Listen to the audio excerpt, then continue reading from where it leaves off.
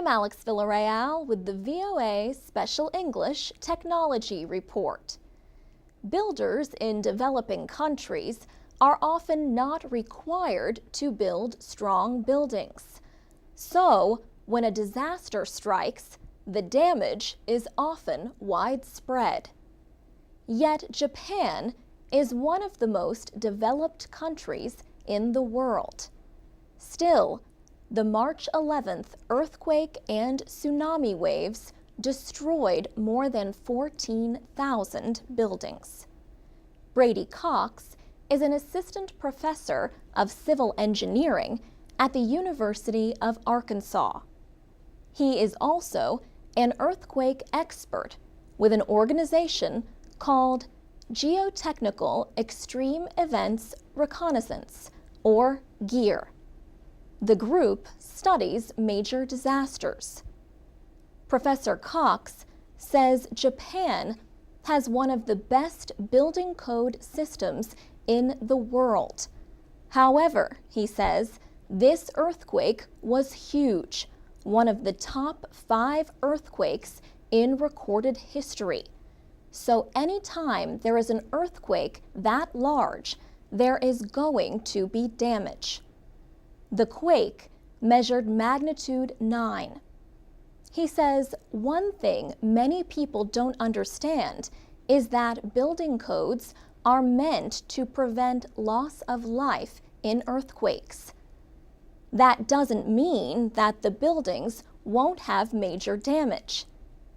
Mr. Cox says Japan has invested a lot in seismic research and design since a magnitude 7.5 earthquake in Niigata in 1964.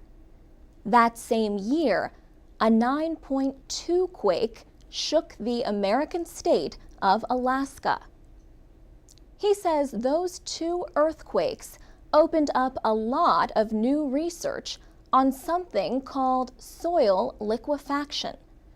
Soil liquefaction is the process by which the strength or stiffness of soil is weakened by an event like the shaking of an earthquake. The soil begins to move like liquid. Professor Cox says the first step to designing an earthquake-resistant building is to study the soil.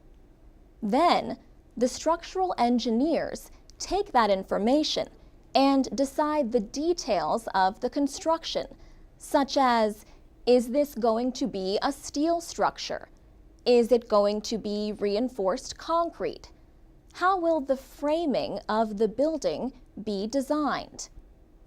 A team from Geotechnical Extreme Events Reconnaissance is going to Japan to examine the destruction. Mr. Cox says they will also be working on rebuilding efforts.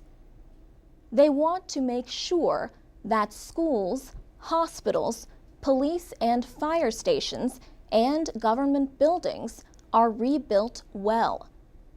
Mr. Cox and other members of GEAR went to Haiti after the powerful earthquake last year and continue to work with Haitian officials. For VOA Special English, I'm Alex Villarreal.